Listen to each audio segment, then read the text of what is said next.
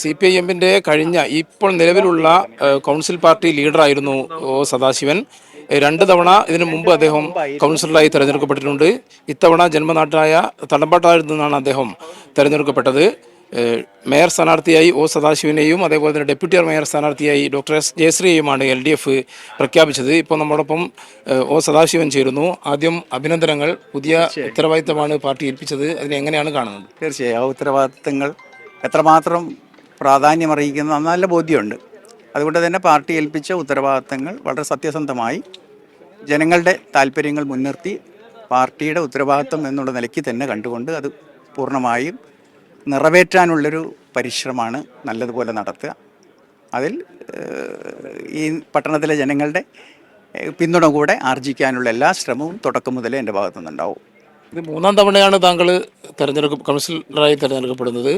ഇത് പുതിയ ഒട്ടും പ്രതീക്ഷിച്ചില്ല എന്ന് താങ്കൾ നേരത്തെ പറയുകയും ചെയ്തു. അതെ, ഒട്ടും പ്രതീക്ഷിച്ചിട്ടില്ല കേട്ടോ. ഒരിക്കലും ഞാൻ പ്രതീക്ഷിക്കാത്ത ചുമതലയാണ്. എൻ്റെതായ ക്യാൻവാസ് വളരെ ചെറുതാണ്. അതിൽ പൊതുപ്രവർത്തനം, രാഷ്ട്രീയ പ്രവർത്തനം, അല്പം കൃഷിയുണ്ട്.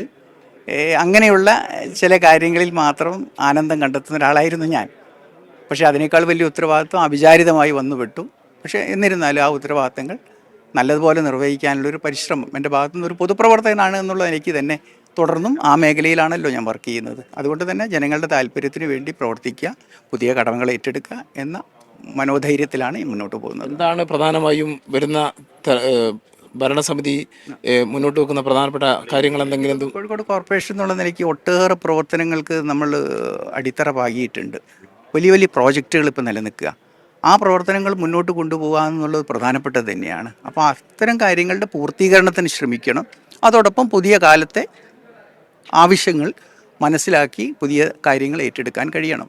ഇതൊന്നും പണ്ടത്തെ പോലെയല്ല. കോർപ്പറേഷൻ എന്ന് പറയുന്നത് കുഞ്ഞുകുട്ടി മുതൽ പ്രായമായവരെ വരെ ഉള്ള മനുഷ്യൻ്റെ വിവിധ ഘട്ടങ്ങളിലുള്ള എല്ലാ കാര്യങ്ങളിലും നല്ലതുപോലെ ശ്രദ്ധിക്കാൻ പറ്റുന്ന ഒരു സംവിധാനമാണ് കോർപ്പറേഷൻ. അതുകൊണ്ട് അക്കാര്യങ്ങളിലെല്ലാം നല്ലതുപോലെ ശ്രദ്ധിക്കാൻ കൂട്ടായിട്ട് പരിശ്രമിക്കും. ഒറ്റ കാര്യം കൂടി, കഴിഞ്ഞ തവണത്തെ ഇതുവരെയുള്ള കൗൺസിൽ പോലെയല്ല, കേവല ഭൂരിപക്ഷമല്ല, 35 സീറ്റാണുള്ളത്. വലിയ പ്രതിപക്ഷ നിര ഉണ്ട്.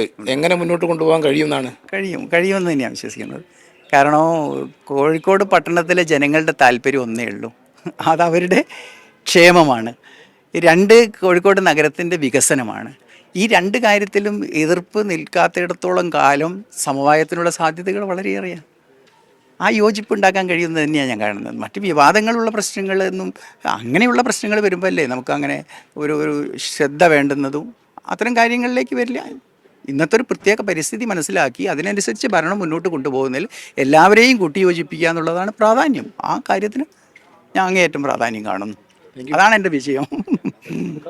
എന്തായാലും ക്ഷേമവും വികസനവും അത് ജനങ്ങൾക്ക് വേണ്ടതാണ്. അതിന് പ്രതിപക്ഷത്തെ കൂടെ കൂട്ടി യോജിപ്പിച്ചുകൊണ്ട് തന്നെ മുന്നോട്ട് പോകാൻ കഴിയും എന്ന ആത്മവിശ്വാസമാണ് സദാശിവൻ പ്രകടിപ്പിച്ചത്.